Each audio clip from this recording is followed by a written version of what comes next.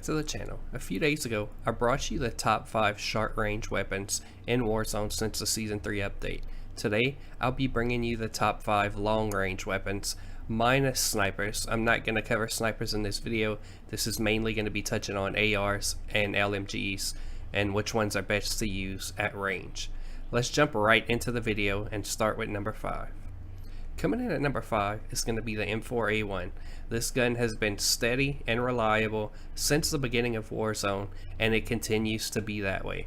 This gun doesn't have the best time to kill, but it's a low recoil weapon, and the time to kill is higher than a lot of other options that are out there.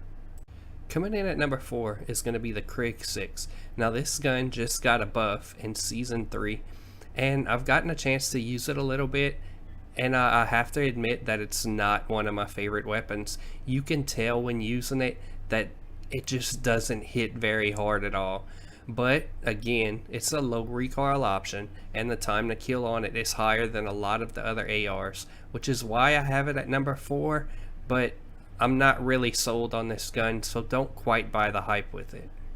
Coming in at number 3 is going to be the Stoner, and this is perhaps one of the most slept on guns in the entire game. This gun has very little recoil and it kills extremely fast. Now, for all these weapons, I have the attachments put up, but I want to remind you that these aren't 100% set in stone for me yet.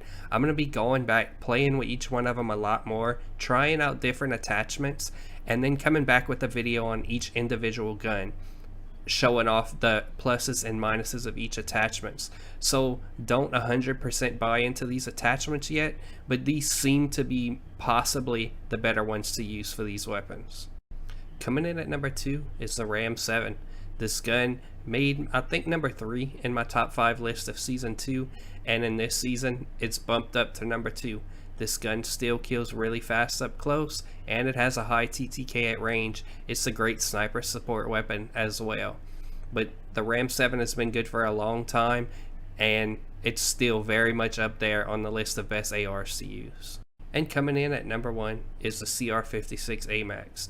This gun is number 1, and it's really not a contest, and you're going to see in a second whenever I pull up the charts. The nerfs that happened to the M16 and the AUG in the Season 3 update bumped the AMAX to number 1 without a doubt. Now they've hinted at a nerf coming to this gun, and if that happens, we'll see how far it drops, but this gun right now is by far the best AR to use in the game.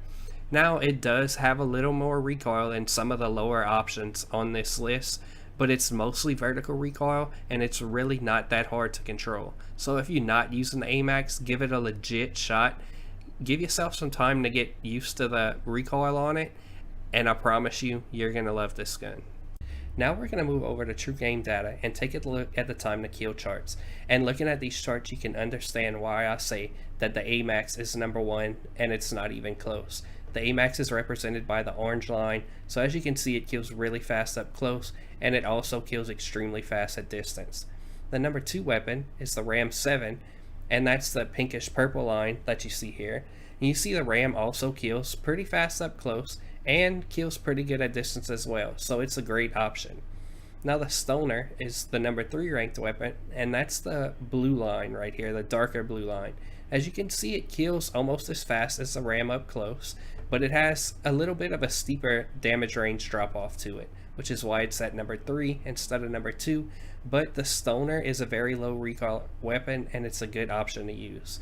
Now the M4A1 is the one represented in green, and as you can see, the M4 kills faster than the Krig 6 does up close, but the M4 also has a much higher damage range drop off, which is why I have it at number 5 instead of number 4.